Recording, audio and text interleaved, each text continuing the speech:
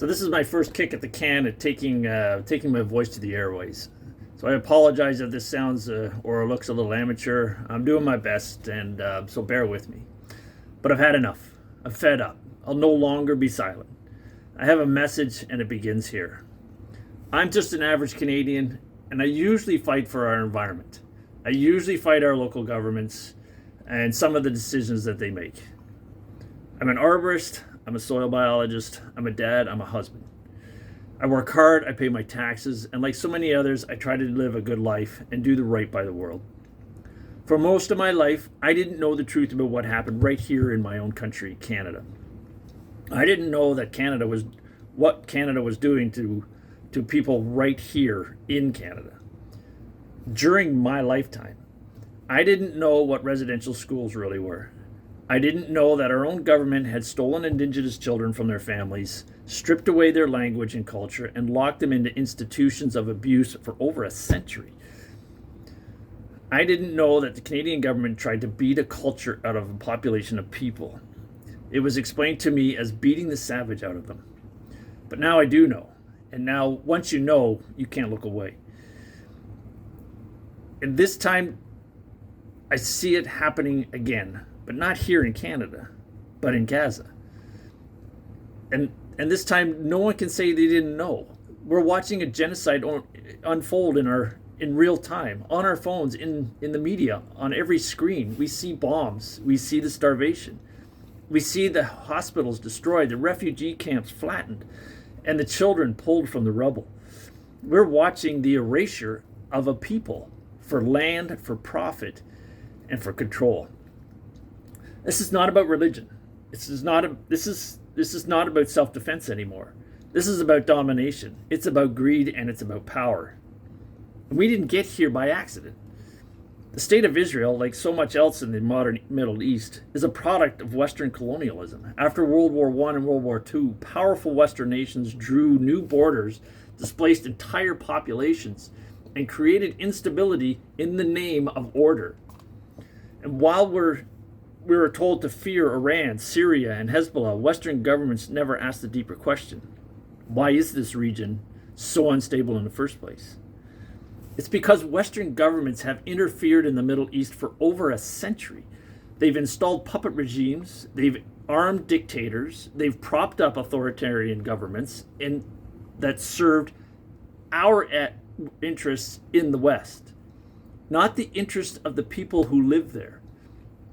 And then when resistance grows, when groups like the Taliban and ISIS or Hamas arise, Western leaders ask, why do they hate us? The answer is simple, because Western powers keep lighting the match, and then they pretend to be surprised by the fire.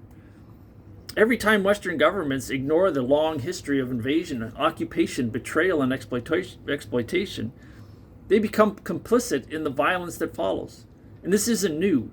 We've watched it happen before. In World War II, Western powers claimed they didn't know about the Holocaust, about the 6 million Jews and the millions of others, Roma, disabled people, political prisoners who were murdered by the Nazis. They said they didn't know. Under Stalin's rule, millions were starved and killed across Eastern Europe, in Ukraine, in Poland, in the Baltic states.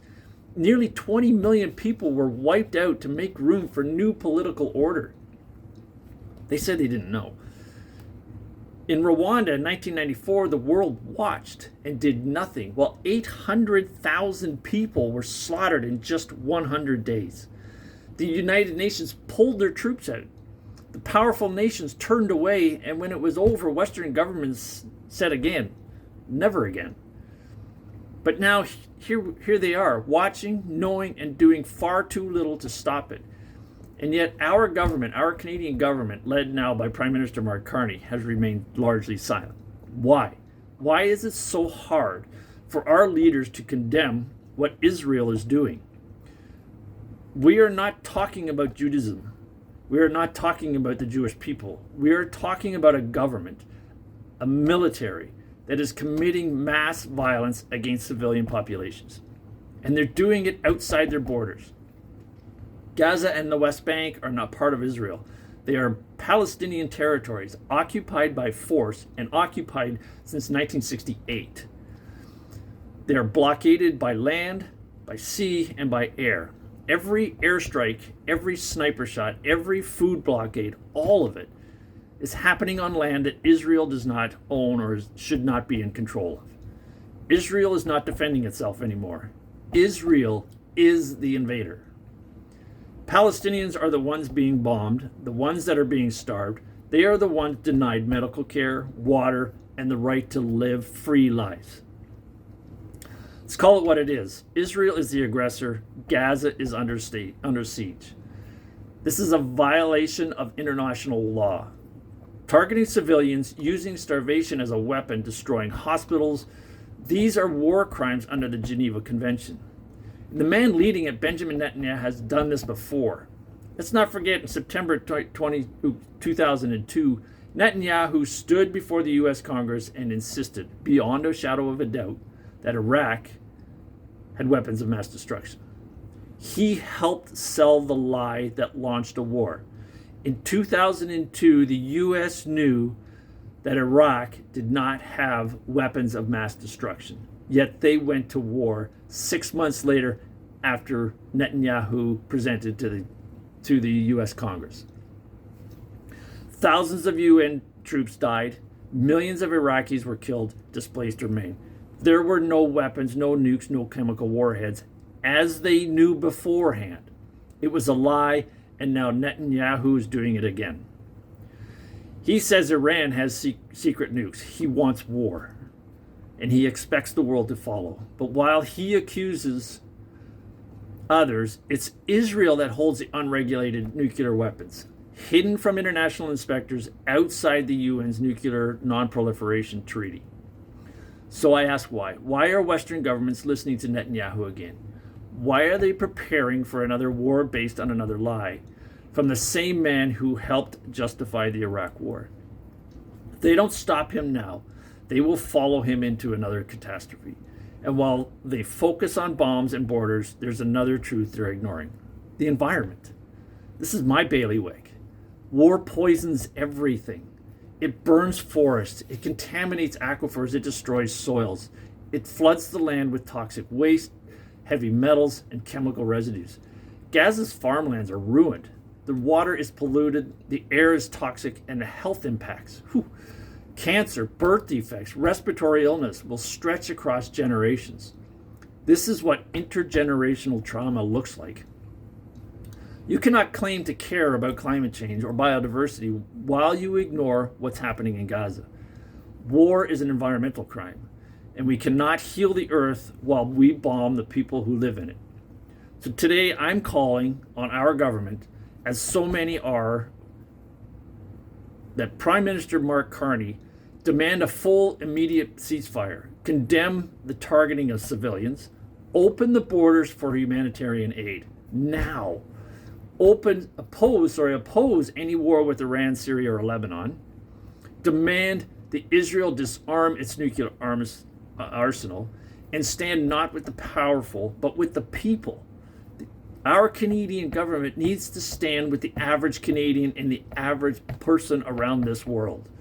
We cannot abide by what the wealthy want to see happen in the world. It's not working. It's just killing people. Urge the UN to send troops over and open up Gaza for humanitarian reasons. We owe nothing to the United States. We shouldn't be led by the U.S. The U.S. has a corrupt government ongoing right now, and it has for years. Their government has misled the world, and they're doing it again. We saw it in Iraq. We saw the lies. We must not follow them into another war. If our governments remain silent, then we are complicit. I'm mad as hell, and I will not take it anymore. I will not be silent. I will not turn away. I will not let history repeat itself while I say nothing.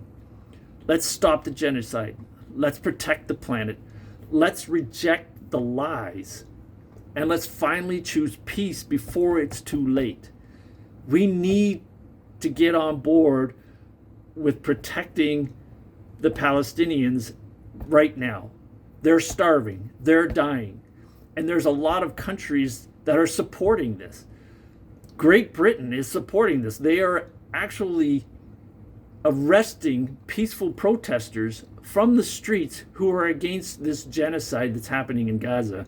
They're putting them in jail. They just passed a law. For 14 years, you can go to jail for being what they consider a terrorist if you're supporting other people that are not the allies of Great Britain. This is happening all over the world. People who are peaceful protesters are being arrested and pushed from the street and then being ignored. All for the wealthy who are supporting our governments in their re-election campaigns and in the policies that our countries are making. It's happening all over the place. We need to stand up for ourselves as the average Canadian, as the average person of this world. We need to take back our world. Let's do it now. So that's my message. I hope it gets out there. Thanks.